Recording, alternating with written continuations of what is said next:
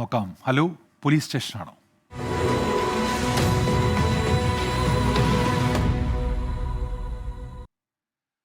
തൃശൂരിലെ ATM കവർച്ചാ കേസിൽ അറസ്റ്റിലായ പ്രതികൾ അന്വേഷണത്തോട് സഹകരിക്കുന്നില്ല എന്ന് പോലീസ്. പ്രതികൾ പരസ്പര വിരുദ്ധമായ മൊഴിയാണ് നൽകുന്നത്. കൂടുതൽ അന്വേഷണത്തിനായി തമിഴ്നാട്ടിൽ നിന്നുള്ള പോലീസ് സംഘം ഹരിയാനയിലേക്ക് തിരിച്ചു. കവർച്ചയിൽ കാണിച്ച അതേ ജാഗ്രത പ്രതികൾ ചോദ്യം ചെയ്യലിലും തുടരുകയാണ്. ഇന്നലെ ഉച്ച മുതൽ ഇന്ന് വൈകിട്ട് വരെ ചോദ്യം ചെയ്തെങ്കിലും പല നിർണായക വിവരങ്ങളും ഇതുവരെ പോലീസിന് ലഭിച്ചിട്ടില്ല. അറസ്റ്റിന് ശേഷവും മുഖ്യ സൂത്രധാരൻ മുഹമ്മദ് ഇക്രാം ഉൾപ്പെടെയുള്ളവർ പോലീസിനെ വട്ടം കറക്കുകയാണ്. പ്രതികളുടെ ആരുടെയും കയ്യിൽ തിരിച്ചറിയൽ രേഖകളില്ല. പലപ്പോഴും ഇവർ പേരുൾപ്പെടെ മാറ്റിപ്പറയുന്നു.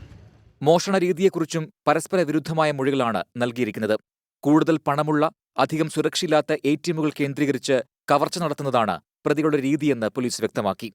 ഇക്രാമാണ് തൃശൂരിലെത്തി കവർച്ച നടത്തേണ്ട ATMകൾ കണ്ടെത്തിയത്. ഈ ATMകളിൽ എപ്പോഴും നിറയെ പണമുണ്ടാകുമെന്നും ഇക്രാം നേരത്തെ മനസ്സിലാക്കിയിരുന്നു.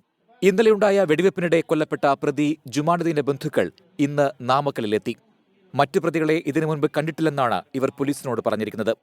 കൃഷ്ണഗിരിയിലും ആന്ധ്രാപ്രദേശിലെ കടപ്പയിലും ATM കവർച്ച നടത്തിയത് ഇതേ സംഘമാണെന്ന് പോലീസ് കണ്ടെത്തി.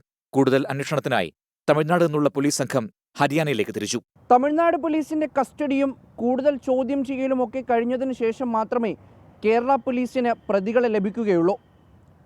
ചെന്നൈയിൽ നിന്നും ശ്രീകാന്ത് ഗൗരീശപ്പെട്ടത്തോടൊപ്പം മുഹമ്മദ് റഹീസ്, 24.